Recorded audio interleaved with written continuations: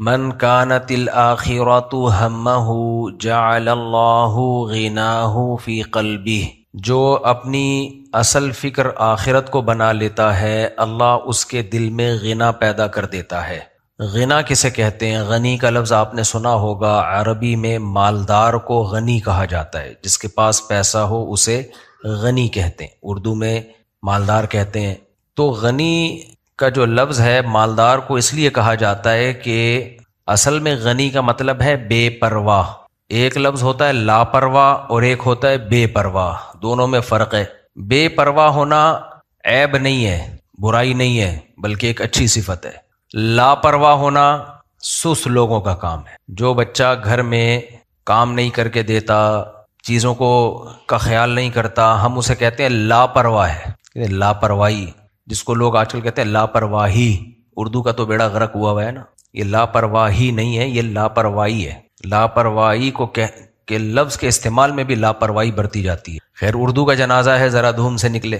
دنیا میں چھوٹی چھوٹی زبانوں کی لوگوں نے حفاظت کی ہوئی ہے، ہماری اتنی بڑی زبان ہے، انڈیا، پاکستان، بنگلہ دیش، پورے میں جس کو ہندی بھی وہی ہے، اردو بھی وہی ہے، ایک ہی چیز ہے، ٹوپی ڈرامہ کیا ہوا ہے، ہندی اردو الگ الگ نام دے۔ ابھی انگریز اپنا منجن بیچ کے چلا گیا اور ہم ابھی تک اسی منجن کو سنبھال کے رکھا ہوا ہے۔ اس نے اردو زبان کو توڑنے کے لیے نا، ایک ہندو جو اردو بول رہے ہیں اس نے بولا ہندی بولو اس کو، مسلمان جو اردو بول رہے ہیں اس نے بولا اس کو اردو بولو، تو منجن بیچ کے چلا گیا، ہم ابھی تک اسی منجن میں تقسیم ہوئے ہیں کہ یہ ہندی ہے یہ اردو ہے۔ تو خیر یہ تو ایک الگ بحث ہے، وہی اردو ہے، وہی ہندی ہے، وہی، اس کو ہندی بول لو اس کو اردو بول لو، ہے اتنی بڑی زبان لیکن دو ٹکڑوں میں کر کے بیڑا ہی غرق کر دیا اس نے۔ ہندو اس کو کسی اور رسم الخط میں لکھ لیتے ہیں، ہم اس کو عربی رسم الخط میں لکھ لیتے ہیں۔ خیر، تو اتنی بڑی زبان ہے لیکن آپ دیکھو کیسی بے پرواہی برتی جا رہی ہے اس زبان سے۔ اچھا خیر، تو بے پرواہ ہونا الگ چیز ہے، لاپرواہ ہونا الگ چیز ہے۔ لاپرواہ کا مطلب تو یہ ہے کہ کنڈی نہیں لگاتا رات کو سونے سے پہلے، دکان میں تالا نہیں ڈالتا، گائے کے بچے کو کھلا چھوڑ دیتا ہے۔ میں تو وہ لاپرواہی کی باتیں کروں گا نا جو ہمارے گھر میں ہو رہی ہیں۔ گائے کے بچے کو آپ کھلا چھوڑ دیں، وہ سارا دودھ پی لے گا۔ خیر، تو پڑھائی میں دلچسپی نہیں لیتا، اپنے مستقبل کی فکر نہیں ہے، یہ سب چیزیں کہلاتی ہیں لاپرواہی۔ لاپرواہی بہت بڑا عیب ہے، اتنا بڑا عیب ہے کہ اگر یہ کسی شخص کی انفرادی زندگی میں ہو تو وہ تباہ و برباد ہے۔ یہ جو صدر میں اتنی بڑی آگ لگی، یہ بے پرواہی نہیں ہے، یہ کیا ہے؟ لاپرواہی۔ ایک چھوٹی سی جگہ پہ 1200 دکانیں ہیں، آگ بجھانے کا پہلے سے کوئی انتظام نہیں ہے۔ حکومت تو جو ہے وہ ہے، سب کو پتہ ہے حکومت کی کون سا ایسا کام ہے جس پہ کہا جائے کہ حکومت ذمہ دار ہے، لیکن ہماری اپنی ذمہ داریاں بھی تو بنتی ہیں۔ اب جب یہ آگ لگی ہے تو ہمارے دوستوں نے مشورہ کیا کہ ہم لوگ کو اپنے گھر میں پہلے سے خود سے انتظام کرنا چاہیے۔ چھوٹا سا سلنڈر آتا ہے، آپ لگا دیں گھر میں۔ تو ہم سب اجتماعی سطح پہ بے پرواہ ہیں۔ تو یہ بے پرواہی جب کسی شخص کی انفرادی زندگی میں ہوتی ہے تو جس معاملے میں بے پرواہی برتے گا، فطرت انتقام لے گی اس سے۔ فطرت بہت ظالم ہے، نہیں چھوڑتی، نہ کسی دیندار کو چھوڑتی ہے نہ کسی کافر کو چھوڑتی ہے۔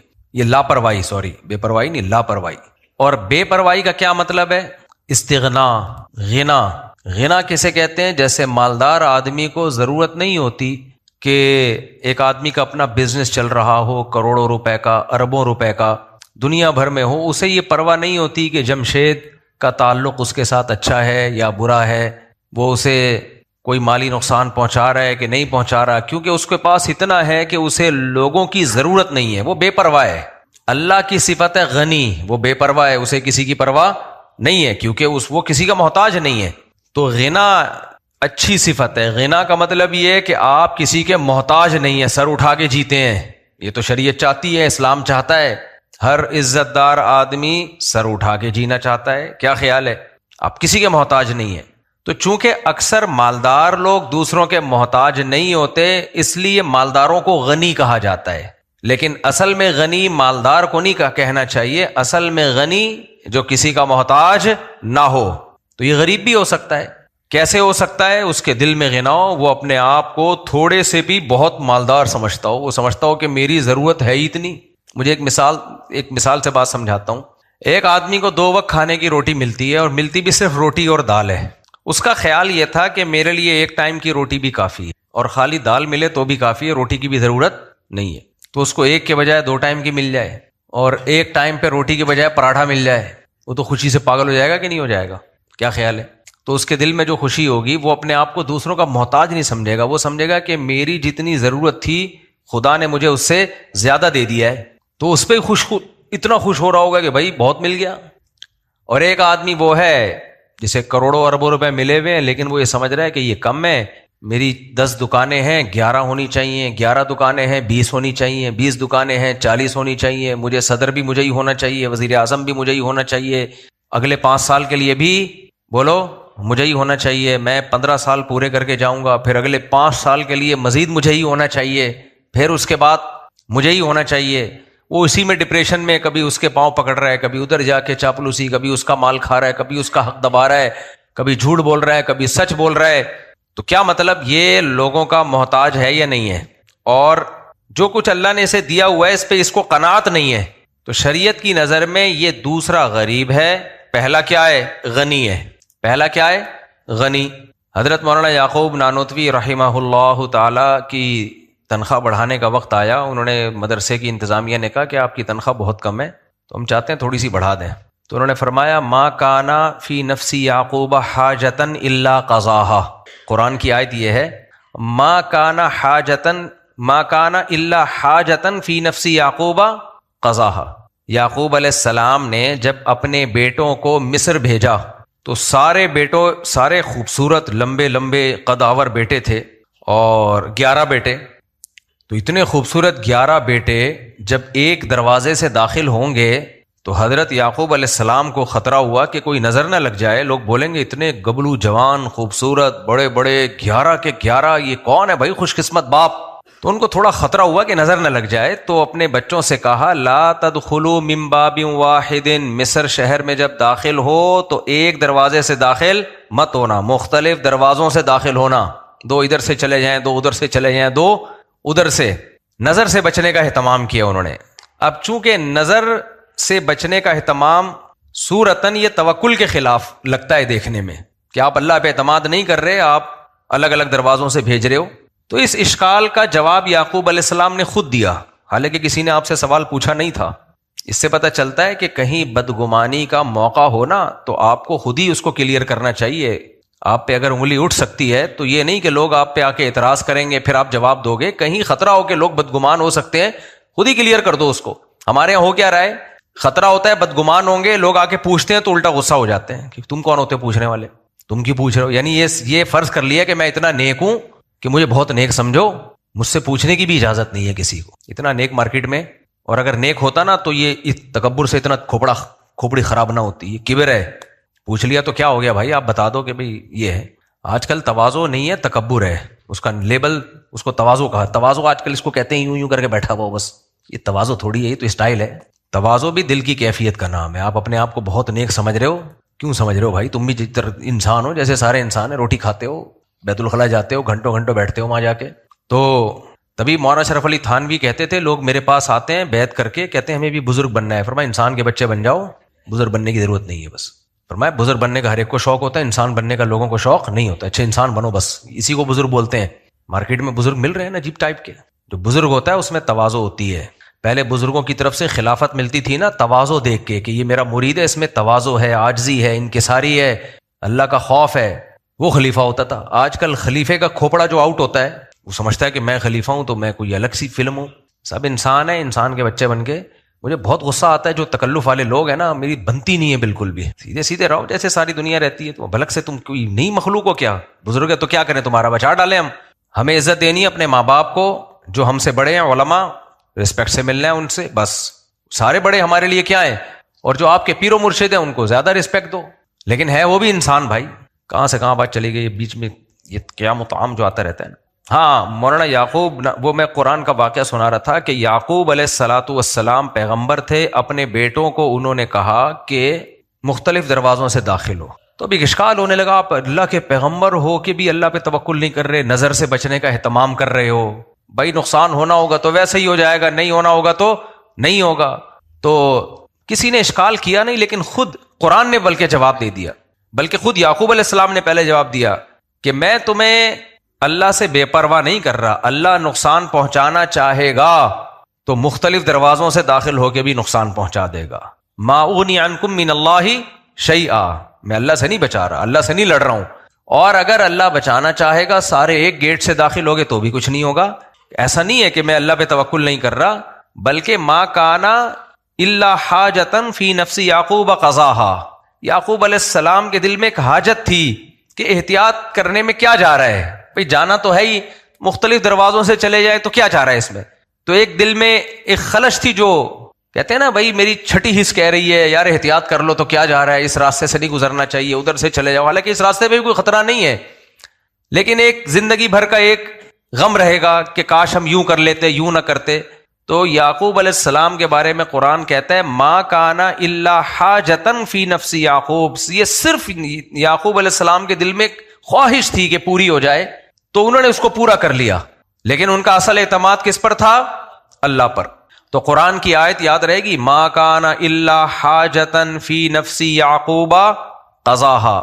یہ محض ایک احتیاطی تدبیر تھی جو دل میں ایک خیال پیدا ہوا، انہوں نے کہا ایک خیال ہے اس کو پورا کر لو تاکہ دل کیا ہو جائے، مطمئن ہو جائے. تو یہ محض ایک حاجت تھی یعقوب علیہ السلام کے دل میں جس کو انہوں نے پورا کر لیا، بس اس سے زیادہ اس کی حیثیت کچھ نہیں تھی. تو مولانا یعقوب نانوتوی کے مدرسے نے ان کو کہا ہم آپ کی تنخواہ بڑھانا چاہتے ہیں، شاید آپ کی ضرورتیں پوری نہیں ہو رہی.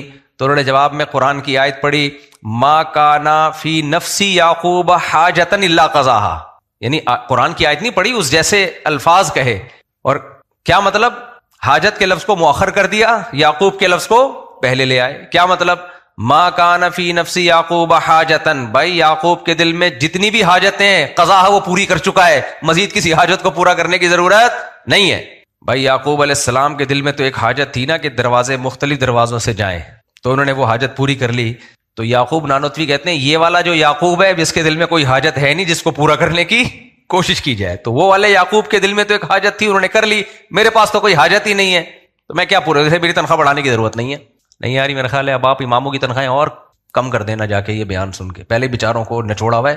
یہ حدیثیں جا جا کے لوگ نا اماموں کو سنا رہے ہوتے ہیں واقعات. اپنے لیے استغنا ہے، دوسرے کے لیے کیا ہے، ہاتھ کھلا ڈلا رکھو. اپنے باس کو جا کے بولو کہ مجھے تنخواہ کی ضرورت نہیں ہے. میرا مقصد یہ نہیں ہے کہ آپ اپنی کمپنی میں تنخواہ بڑھانے کی بات نہ کریں، وہ تو بات کریں، تو دنیا کا طریقہ ہے، جو آپ کا حق ہے آپ کو ملنا چاہیے. دل میں کیا پیدا کرو، اللہ سے یہی کہو اے اللہ میری تو نے تمام حاجتیں پوری کر دی ہیں، جو حق ہے وہ تو لیں آپ، لیکن جو حق نہیں ہے اس سے کیا ہو، مستغنی. آپ کہیں جاب کرتے ہیں وہاں تو تنخواہ بڑھوائیں، آپ میں کام کر رہا ہوں تو میری تنخواہ بڑھائی جائے، جو بھی دنیا میں ایک طریقہ ہوتا ہے. لیکن جہاں آپ نہیں کر رہے کچھ، رشتہ داروں سے آپ کا کیا لینا دینا بھائی، تو لینے کے بجائے دینا سیکھیں. کچھ گھنے ہوتے ہیں دوستوں کی دعوت میں ہمیشہ ان کا خرچہ کرا رہے ہوتے ہیں، پیڑے کھا رہے ہوتے ہیں بیٹھ کے. دینا سیکھو، دینا. تو غنا کیا ہے، دل کا غنا. غنا کا مطلب کیا ہے، اللہ نے مجھے جو دیا ہے وہ میری ضرورتوں سے زیادہ نہیں بلکہ بہت زیادہ ہے، ضرورت ہی نہیں ہے مجھے. جب ضرورت نہیں ہے تو کسی کے سامنے ہاتھ پھیلائے گا ہے بھائی. آپ کہہ سکتے کیوں ضرورت نہیں ہے، غربت دیکھو، مہنگائی دیکھو، یہ مولوی لوگ ممبر پہ بیٹھ کے باتیں کرتے ہیں، ان کے تو چندے آ رہے ہوتے ہیں، حالانکہ کوئی چندہ بندہ نہیں آ رہا. میرے پاس تو گفٹ میں خوشبوئیں آتی ہیں، جو آتا ہے جے ڈاٹ کی ایک تھیلی ڈال کے اس میں خوشبو مجھے دے رہا ہوتا ہے. کل ایک صاحب آئے وہ بھی جے ڈاٹ لے کے، میں نے کہا میرے پاس اتنی خوشبوئیں جمع ہو رہی ہیں، میں سوچ رہا ہوں ان تمام خوشبوؤں پہ ٹی ڈاٹ لکھوا کے اپنا بزنس شروع کر دوں. بہترین آپشن آ گیا میرے پاس. جے ڈاٹ کا آدھا بزنس تو مجھ سے چل رہا ہے بھائی. جس نے خوشبو گفٹ کرنی ہوتی ہے، جس نے کوئی گفٹ دینا ہوتا ہے، جاتا ہے جے ڈاٹ پہ خوشبو خریدی اور میرے پاس آفس میں لا کے رکھ دی. تو میرے پاس بہترین آپشن ہے. میں ان خوشبوؤں پہ کیا سوچ رہا ہوں، میں سوچ رہا ہوں اس پہ ٹی ڈاٹ لکھوا دوں، اور مجھے تو اب کوئی پروڈکٹ بنانے کی ضرورت نہیں، بنی بنائی پروڈکٹ مل رہی ہے. میں کیا کروں گا اتنی خوشبوؤں کا بھائی. اور یہ میں تو وہ الکوہلک خوشبو ویسے ہی نہیں لگاتا، اس لیے نہیں کہ ناجائز ہے، جائز ہے وہ بھی، لیکن مجھے دیسی چیزیں ہی پسند ہیں، آرٹیفیشل چیزیں. یہ الکوہلک خوشبو تو کیمیکل ہے، تو دماغ میں چڑھتی ہے، پتہ نہیں اچھی کیسے لگتی ہے لوگوں کو. کہیں الکوہلک خوشبو لگی میں جا کے تھوڑی دیر میں دماغ چکرانے لگتا ہے. آرگینک خوشبوئیں آپ دیکھو، چنبیلی ہے، گلاب ہے، امبر ہے، خس ہے، اوریجنل عود ہے. آج کل اوریجنل عود نہیں آ رہا، جو اوریجنل عود ہے آپ دیکھو دماغ معطر ہو جاتا ہے. گھنٹوں بیٹھے رہو گے کچھ نہیں ہوگا. رات کی رانی کی خوشبو دیکھی ہے نا، کبھی سر میں درد ہوتا ہے اس سے ہے، کیونکہ آرگینک ہے. تو دیسی کھایا کرو. شادیاں کرنا بھی دیسی لوگوں کا کام ہے، ولایتی لوگ شادی نہیں کرتے. انگریز ولایتی ہے نا، شادی تھوڑی گرل فرینڈ رکھتا ہے. بچے پیدا کرنا پڑھے لکھے لوگوں کا کام ہے، یہ میرے جیسے دیسیوں کا کام ہے؟ بولو، پڑھے لکھے لوگوں کے تو ایک بچہ ہوتا ہے جس کو دنیا میں پڑھا لکھا سمجھا جاتا ہے. میں یہ نہیں کہہ رہا کہ میں جاہل ہوں، یعنی پڑھے لکھے کو جو دنیا میں پڑھے لکھے کا جو مفہوم ہے، وہ تو ایجوکیٹڈ لوگ تو شادی نہیں کرتے بھائی. 40 سال 50 سال کے بعد شادی، اور ایک بچہ وہ بھی بہت ہی پڑھا لکھا، پیدائشی پڑھا لکھا ہوتا ہے. وہ اس کو اتنی تمیز سکھاتے ہیں، آداب ایک ہے نا، بڑی تمیز سے پالتے ہیں، تربیت بہت ٹائٹ کرواتے ہیں اس کی. آئیے بیٹھیے جائیے کھائیے، یہ اس کو سکھا کہتے ہیں ایک پلاؤ ایک رکھو مگر تمیز سے پالو. اور دیسیوں کے، میرے جیسے دیسی کی 4 بیویاں ہوتی ہیں، دے مر 4.5، ہر سال نیا پروڈکٹ آ رہا ہے مارکیٹ میں. پھر لوگ کہتے ہیں تربیت کہاں ہوگی. تو یہ کام ہم نے دیسیوں والا کیا. ہم لوگ مجھے کہتے ہیں بدل گیا ہے، بدلا ہوتا اے بھائی ہم دیسی ہی ہیں، اللہ کا شکر ہے ہم دیسی ہیں. تو دیسی کام کیے کہ نہیں کیے؟ یہ ولایتی لوگوں کا کام نہیں ہے. پراٹھے بھی دیسی گھی کے کھاتے ہیں، اور کھاتے بھی پراٹھا ہیں. دیسی لوگ پراٹھے کھاتے ہیں؟ دیسی لوگ پراٹھا نہیں کھاتے، دیسی لوگ بریڈ کھاتے ہیں. اب تو ڈبل روٹی کہنا بھی چھوڑ دیا انہوں نے. اب کیا کہتے ہیں؟ ڈبل روٹی بھی، پرانے لوگ اس کو ڈبل روٹی کہتے تھے. بریڈ کھاتے ہیں. کیا کھاتے ہیں؟ بریڈ. اس پہ جیم لگاتے ہیں، بلیو بینڈ مکھن. دودھ بھی پیکنگ کا پیتے ہیں. ان کو تو یہ جو گائے اور بھینسوں کے دودھ میں اسمیل، بدبو بھی نہیں آتی ہے، اسمیل آتی ہے. کیا آتی ہے ان کو؟ اسمیل. خیر یہ تو بڑے قصے ہیں. تو اللہ کا بڑا فضل ہو گیا، اللہ نے مجھے دیسی ہی بنایا، اور میرے شوق بھی کون سے رکھے؟ دیسی رکھے. خوشی اسی میں ہے میرے بھائی. یہ جو آرٹیفیشل زندگی ہے نا، بکواس ہے یہ. اچھا آج کل مارکیٹ میں بزرگ بھی ولایتی آ رہے ہیں. دیسی بزرگ تو تواضع ہوتی ہے اس میں یار، بیچارہ چلتا ہے پھرتا ہے بیٹھتا ہے. اب جو مارکیٹ میں بزرگ آ رہے ہیں، چند بڑے بزرگوں کو چھوڑ کے میں کون، میری کیا اوقات، لیکن جو 2 نمبر ہی ہیں وہ لوگ ان کو 1 نمبر سمجھ رہے ہوتے ہیں. ان کے چلنے کا اسٹائل دیکھو. دلہن کو جب رخصت کر کے نا پرانے زمانے میں لے کے جاتے تھے، کیسے خراما خراما چل رہی ہوتی تھی، شرم کی وجہ سے چلا نہیں جاتا تھا. گردنیں دیکھ لو. ایک بزرگ کو میں جانتا ہوں، ہر وقت اس کی خانقاہ کے باہر موٹے موٹے دمبے، بکرے بھی نہیں، اور اس کی اپنی گردن بھی ماشاءاللہ اتنی موٹی ہے. میں نے کہا یہ بزرگ ہے یار، جماعت سے نماز نہیں ہے. وہ سمجھتے ہیں کہ یہ بے وقوفوں کا کام ہے مسجد میں آ کے جماعت سے نماز پڑھنا. رکشے ٹیکسی، بزرگوں کے پاس ٹائم ہی نہیں ہے مسجد میں جماعت سے نماز پڑھنے کا. کھائے جا رہے ہیں، لنگر چل رہے ہیں صبح و شام. ان کے مریدوں کی گردنیں بھی اتنی کولیسٹرول کے ڈبے بن چکے ہیں. یہ اسلام ہے یار. مجھے پھر غصہ آتا ہے کہ تم جو مرضی کرو بھائی، دنیا میں کھا رہے ہیں نا، اسلام کا لیبل تو مت لگاؤ اس کے اوپر. اسلام میں کھانا عبادت نہیں ہے، روزہ عبادت ہے. کھانے کو تو اسلام پسند ہی نہیں کرتا. حضرت شیخ الحدیث مولانا زکریا رحمۃ اللہ علیہ ایک مجلس میں بیٹھے ہوئے تھے، کھانا چل رہا تھا، تو بحث چل پڑی کہ حضرت کھانے کے بعد میٹھا کھانا سنت ہے یا نہیں ہے. سب علماء میں بحث ہو گئی. حضرت شیخ الحدیث خاموش بیٹھے ہوئے تھے. کسی نے پوچھا حضرت آپ اتنے بڑے حدیث کے ماہر ہیں، آپ بتائیں. اور فرمایا پہلے یہ تو پوچھو کھانا کھانا بھی سنت ہے یا نہیں ہے. فاقے کرنا سنت ہے، کھانا کھانا تھوڑی سنت ہے. یہ اب میں پراٹھوں پر بیان کرتا ہوں، لیکن میں نے کبھی سنت قرار دیا اس کو ہے؟ بھائی ہمارا اپنا عمل ہے، یہ سنت نہیں ہے. سنت تو فاقے کرنا ہے، بھوکا رہنا سنت ہے.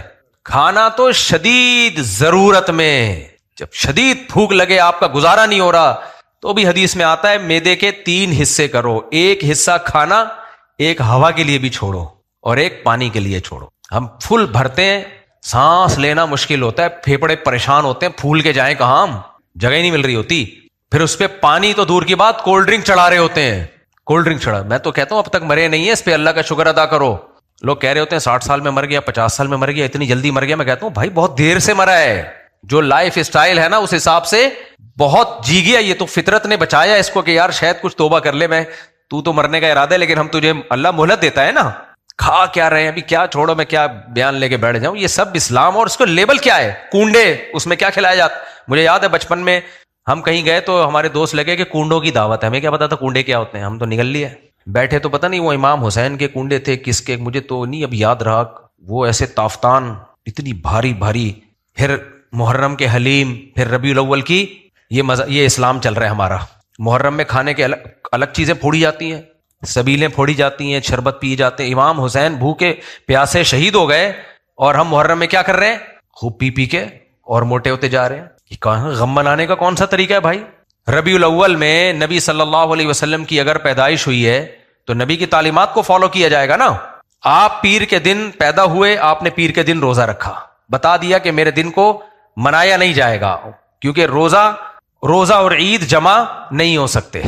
اور اگر کسی کو شوق ہے تو کھانا پینا چھوڑ دے. ہم اسی دن دبا کے پھوڑتے ہیں.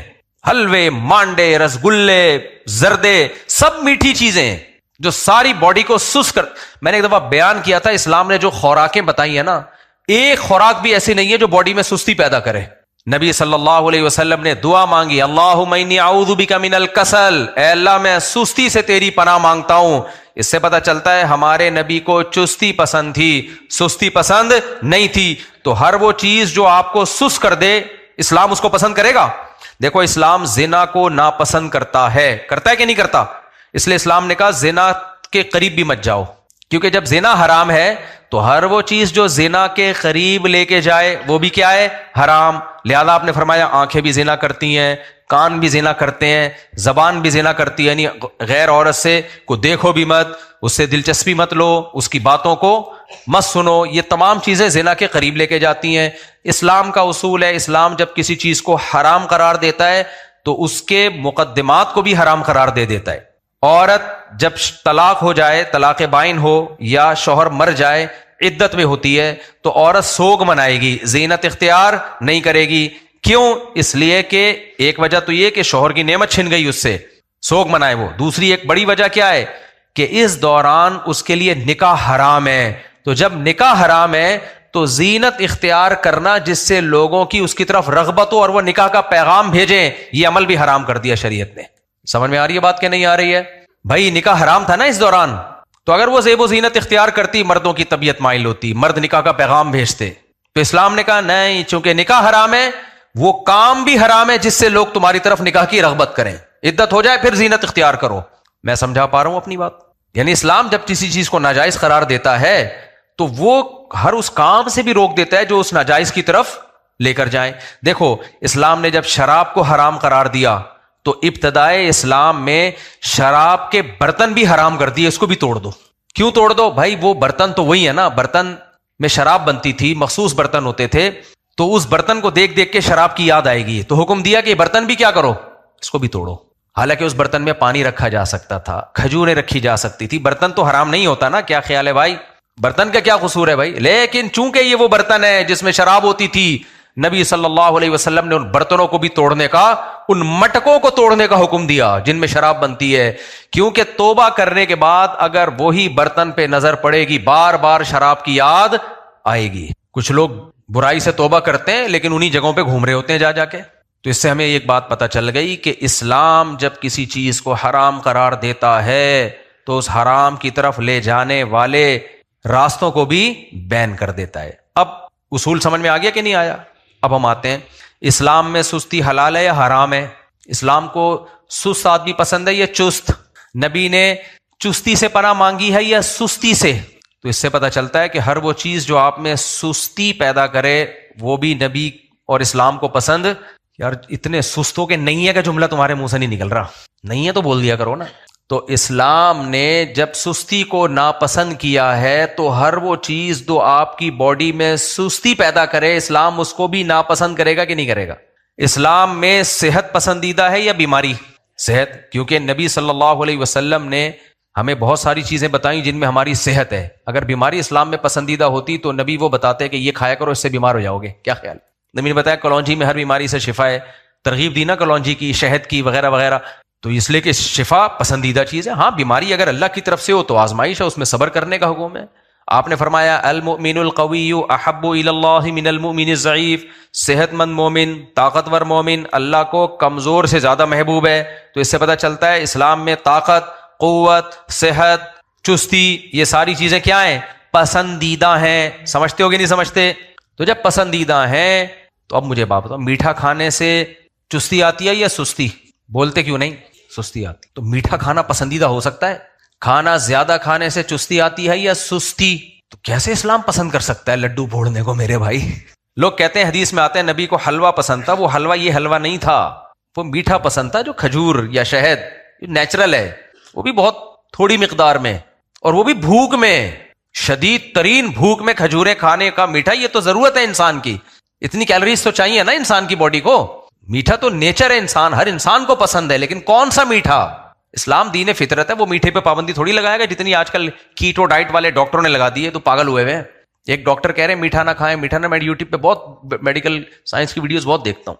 ایسا میٹھے کو پابندی لگائی ہے نا، یا تو کوئی شوگر کا مریض ہو یا کوئی الگ سے کوئی اس کو یہاں پر اسپیڈ بریکر بنانے ہو اپنے، تو ایک الگ بات ہے. نارمل آدمی جو ہے وہ میٹھا انسان کی فطرت ہے، تو بالکل اس کو وہ کہہ رہے ہیں کہ میٹھے میں دودھ پہ بھی پابندی لگا دی کہ اس میں بھی تھوڑا سا میٹھا ہوتا ہے. ابے کتنا سا میٹھا ہوتا ہے دودھ میں یار، تو اتنا بھی نہیں ڈاکٹروں کو فری کرایا کرو، نارمل رہنا چاہیے انسان کو، انسان کا بچہ بن کے. تو چینی وینی چھوڑ دے آدمی، میٹھی چائے چھوڑ دے، یہ سب چینی تو ہے ہی نہیں نا اتنا، کہ جو کھجور ہے شہد ہے یہ تو کھائے گا بھائی ایسی کی تیسی، لیکن اعتدال سے کھاؤ.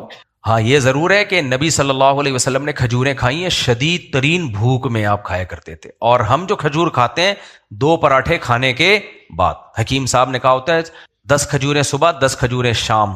تو حکیم صاحب کا مطلب یہ ہوتا ہے کہ صبح کا ناشتہ ہی 10-11 کھجوروں سے ہوگا بس، اور پھر سارا دن آپ نے محنت بھی کرنی ہے. صحابہ کرام اگر 8-10 کھجوریں کھا لیتے تھے تو سارا دن محنت کرتے تھے، کدال لے کے کھیتی باڑی کرنا، ہل چلانا، جنگیں لڑنا، یہ 8-10 کھجوروں پہ ہو جاتا تھا ان کا. 8-10 بھی میں نے زیادہ کہہ دی، بعض جنگوں میں تو 4-4 کھجوریں کھائی ہیں اور جنگیں لڑی ہیں انہوں نے. ہمیں قبلہ حکیم صاحب نے کہا ہوتا ہے صبح 11 کھجوریں کھائیں، تو ہم 3 پراٹھے کھانے کے بعد کتنی کھجوریں کھاتے ہیں؟ 11 کھجور. ایک صاحب مجھے کہنے لگے دودھ بہت نقصان دہ چیز ہے. میں نے کہا کیسے نقصان دہ؟ تو سنت ہے نبی صلی اللہ علیہ وسلم دودھ تناول کیا آپ نے. کہتے ہیں یار جب بھی پیو یہ ہوتا ہے فلانا ہوتا ہے. تو آپ تو کہتے ہو حدیث میں آتا ہے آپ صلی اللہ علیہ وسلم نے تازہ دودھ پیا ہے، تو میں تو تازہ دودھ پیتا ہوں، مجھے تو یہ بلغم ہو جاتا ہے فلانا ہو جاتا ہے. میں نے کہا کیسے؟ کہہ رہے صبح ناشتے کے بعد. تو ناشتہ تو کر لیا نا تو نے بھائی. نبی نے اول تو ناشتہ کیا نہیں ہے. نبی صلی اللہ علیہ وسلم نے جو دودھ پیا ہے نا وہ ایسے پیا ہے کہ جب شدید بھوک لگی ہے تو کھانا ہی دودھ تھا. سمجھ رہے ہیں کہ نہیں سمجھ رہے؟ بس دودھ. تبھی آپ نے فرمایا دودھ ایک ایسا کھانا ہے، صحیح حدیث ہے، جو کھانا اور پینا دونوں سے کافی ہے.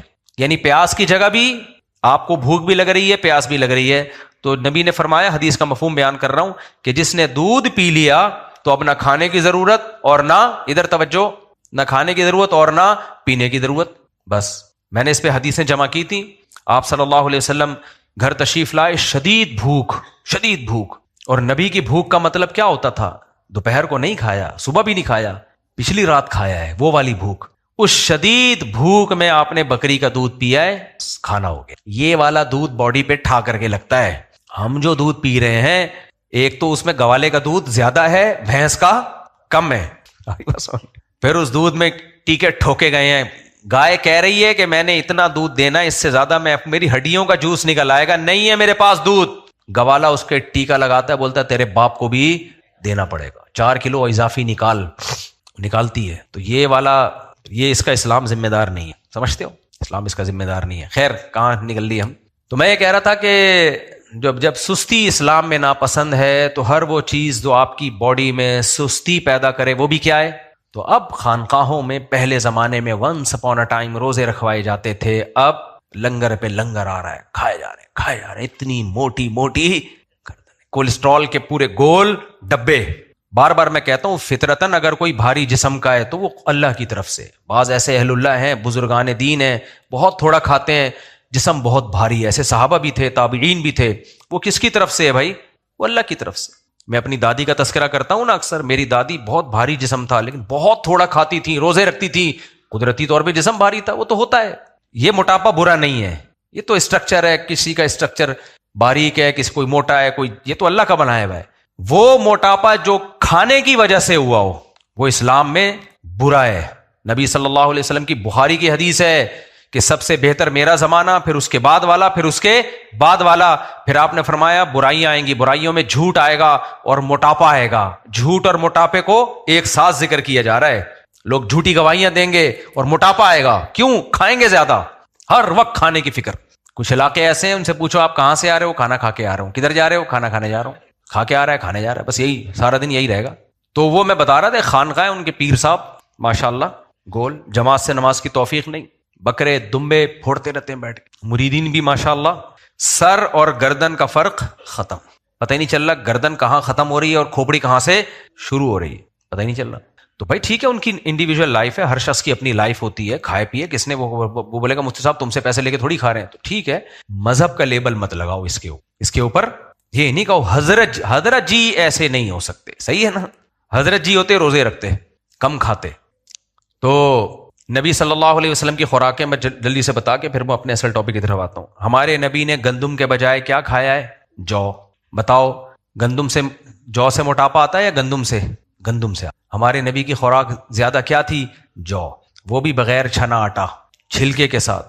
میٹھے میں ہمارے نبی نے کھجور کا استعمال کیا، اس میں فائبر بہت ہے. اور ہمارے نبی صلی اللہ علیہ وسلم کی جو علامتیں پچھلی کتابوں میں لکھی ہوئی ہیں کہ وہ پیغمبر ہوں گے، ان میں ایک علامت یہ بھی گوشت کھانے والے، ویجیٹیرین نہیں ہوں گے. کیا ہوں گے؟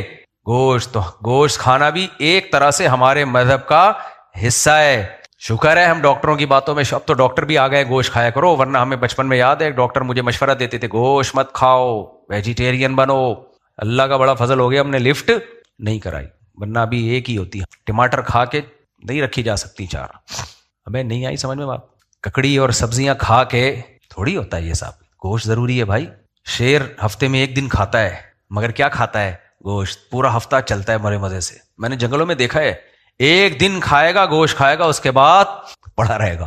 کہتا ہے کوئی بات نہیں، ایک ہفتہ نہ بھی نہیں ملے. اور ہرن ہر وقت کھاتا رہتا ہے. بکری کو دیکھ لو، آپ نے بلیاں بھی پالی ہوں گی، بلی کو 24 گھنٹے میں ایک دفعہ بھی ڈال دو، چند بوٹیاں کھائے گی، پھر خلال کرتی رہے گی سارا دن بیٹھ کے دانتوں. لیکن آپ بکری پالو، میں نے بھی پالی ہے، ہر وقت منہ چلتا رہے گا اس کا. ویجیٹیرین ہر وقت کھاتے رہتے ہیں.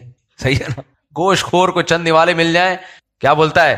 کافی. میں نے چونکہ حکیموں کی کتابیں بھی کافی پڑھی ہوئی ہیں نا، تو پرانی کتابوں میں حکیموں کی لکھا ہوتا تھا کہ جب سفر پہ جاؤ نا، سفر پہ، پہلے سفر بڑے ٹف ہوا کرتے تھے، ایسا نہیں جہاز میں بیٹھے ہو اونٹوں پہ جانا اور یہ سب.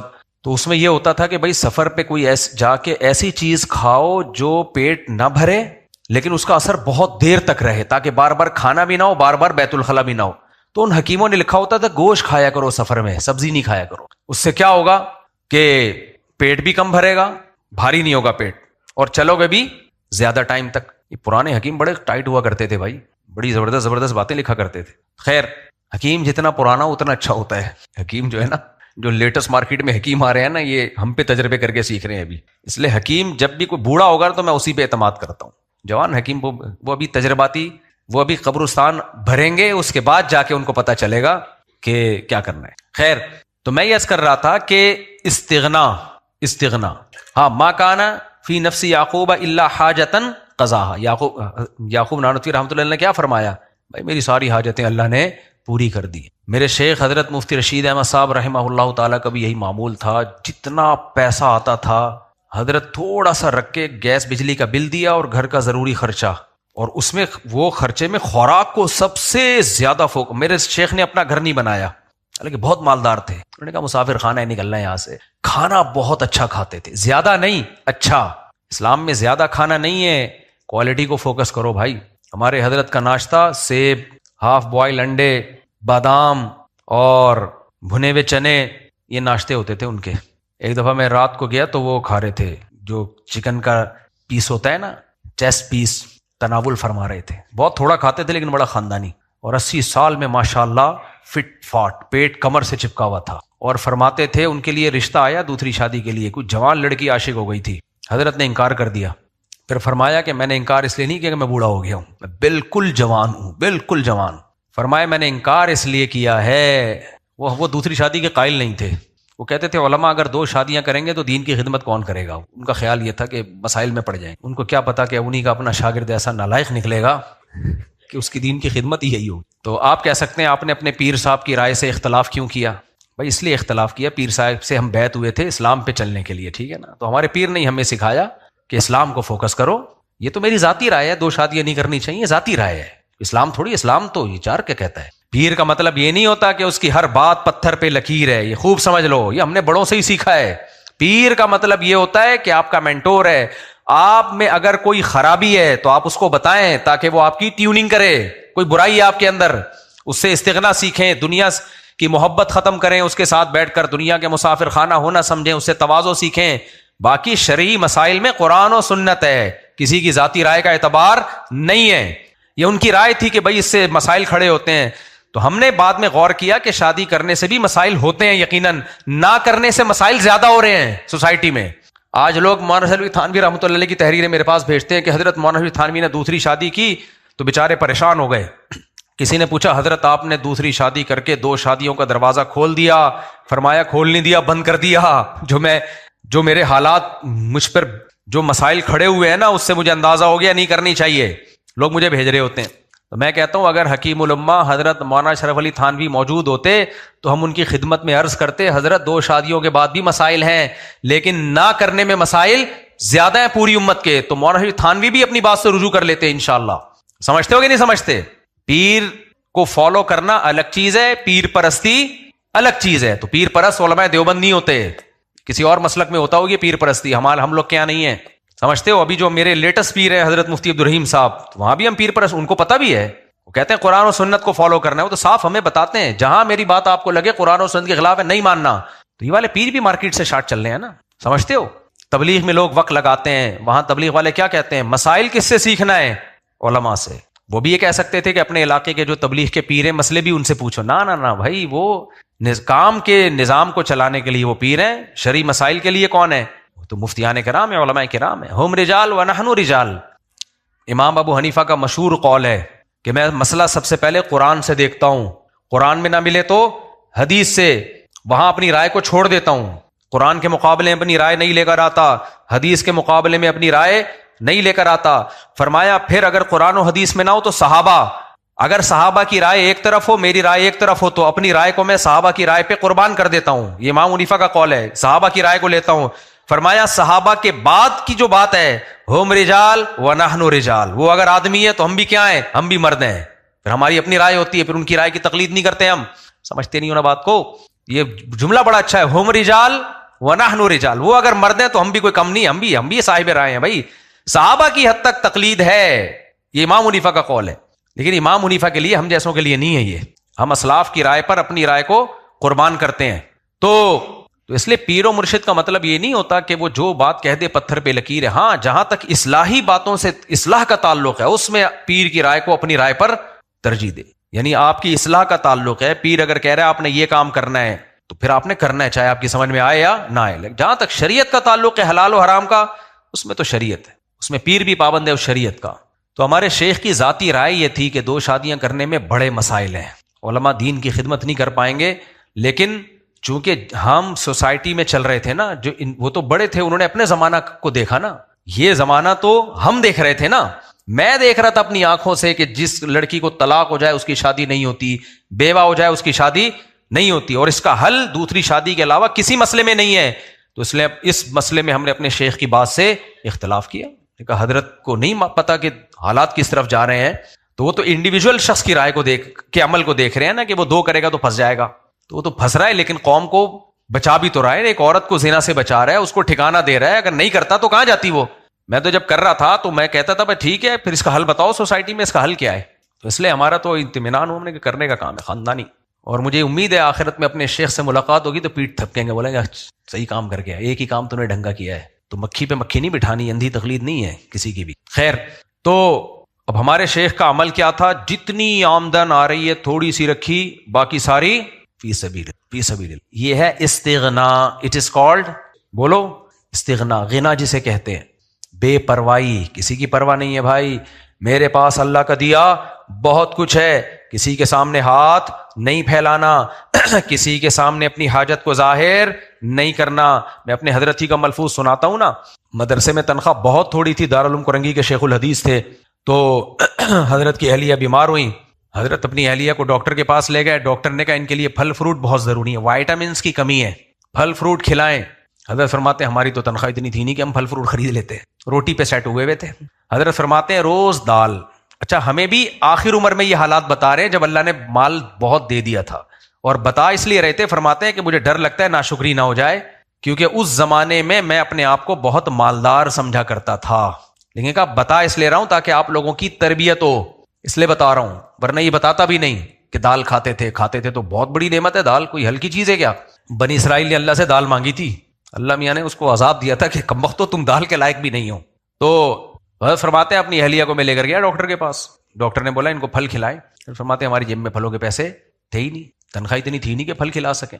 تو کہتے ہیں کہ میں نے یہ نہیں سوچا کہ، اب میں بتا رہا ہوں استغنا کسے کہتے ہیں، کہ ہاں یہ دن دیکھنا پڑ رہا ہے، پیسے ہی نہیں ہیں، چلو اب کسی سے ادھار پکڑیں کسی سے بات کر کے دیکھیں محلے میں کسی سیٹ سے کہ یار میں بخاری پڑھاتا ہوں مدرسے میں دارالعلوم کرنگی میں، اور مقام کتنا بڑا، حضرت مفتی تقی صاحب، حضرت مفتی رفیع عثمانی صاحب کے استاذ ہیں بھائی، اتنے بڑے علماء کے استاذ، تو دل میں خیال آنا چاہیے تھا نا.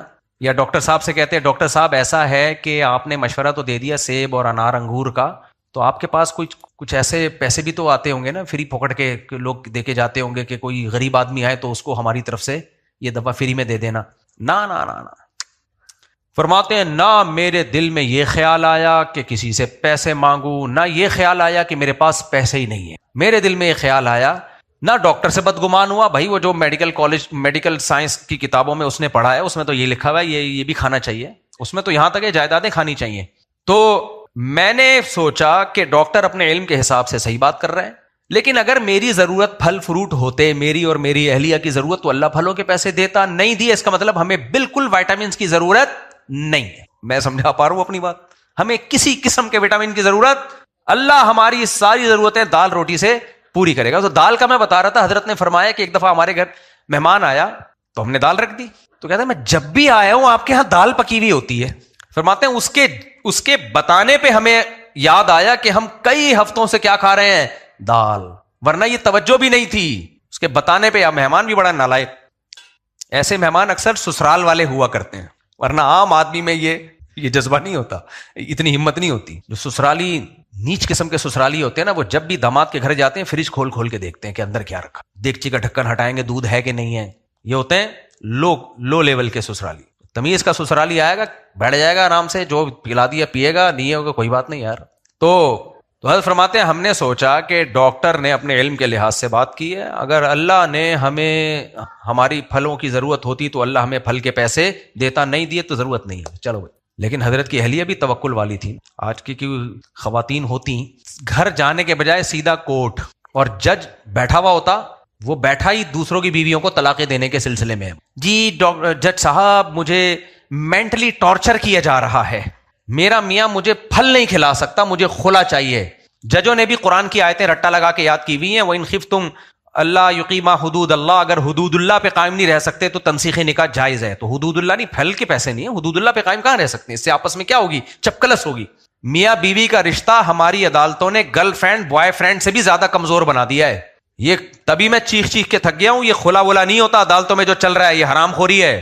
جج اپنی بیوی کو طلاق دے سکتا ہے، دوسروں کی بیویوں پہ جج کو کوئی حق نہیں ہے. عورت آئے گی اپنی مرضی سے، جائے گی شوہر کی مرضی سے. شوہر 3 ٹائم ڈیورس زبان سے پھوٹے گا تو طلاق ہوگی، ادروائز کچھ بھی نہیں ہوتا. ہاں ویلڈ ریزن ہو، ویلڈ ریزن، اور عورت گواہوں سے ثابت کرے کورٹ میں ویلڈ ریزن، پھر ہم اس کو تنسیخ نکاح مانتے ہیں. کوئی ویلڈ ریزن نہ ہو تو نہیں ہوتا. سمجھتے ہو کہ نہیں سمجھتے؟ ویلڈ ریزن کیا ہے؟ نان نفقہ ہی نہیں دے رہا اس کو، یا نکاح کر کے باہر ملک بھاگ گیا ہے، نہ رخصتی کر رہا ہے، نہ لے کے جا رہے، جیسے ہوتے ہیں بعض لوگ لٹکا دیتے ہیں. یہ ویلڈ ریزن ہے. ایسے نہیں ہو سکتا کہ کوئی بھی عورت اٹھ کے چلی جائے کورٹ میں مجھے میاں پسند نہیں ہے، یہ نہیں ہوتا. اس پہ تو میں ججوں سے بحث کر چکا ہوں. خدا کے لیے تم لوگ پہلے ہی تمہارے اعمال پتہ نہیں اتنے اچھے ہیں نہیں ہیں، کیوں اپنے لیے جہنم کی آگ خرید رہے ہو یار؟ وکیلوں کو میں سمجھاتا رہتا ہوں، کیونکہ تم نے اگر اس کو خلا دلایا، وہ جہاں شادی کرے گی وہ زنا ہوگا. کسی کی بیوی سے اسلام میں نکاح جائز نہیں ہے، حرام کاری ہے، وہ زنا ہے. تو حضرت کی اہلیہ بھی توکل والی تھی، انہوں نے کہا بھائی ٹھیک ہے، اللہ نے میرے میاں کو پیسے دیے. تو یہ بھی نہیں کہ چلو بیگم اب دونوں مل کے جاب کرتے ہیں. یہ بھی آج کل ایک لبرل لوگوں میں بڑی مصیبت آ گئی. اکیلے میں گزارا نہیں ہوتا، اکیلے میں گزارا نہیں ہوتا. دونوں کو بھائی دیکھیں مہنگائی ہے، دونوں مل کے ایکچولی جب اسٹرگل کریں گے، انگلش میں ٹھش پش بھی لگا رہے ہوتے ہیں یہ ساتھ میں نا، ایکچولی دونوں مل کے جب اسٹرگل کریں گے تو پھر سوسائٹی میں ہم اچھے طریقے سے سروائیو کر سکتے ہیں. میرے دوستوں کو میرے حالات بتائیں، لوگ کہتے ہیں مولوی بڑا کما رہا ہے نا پیسے، اس لیے ایسی بڑی بڑی باتیں کر رہا ہے کہ گھر والوں کو جاب مت کراؤ.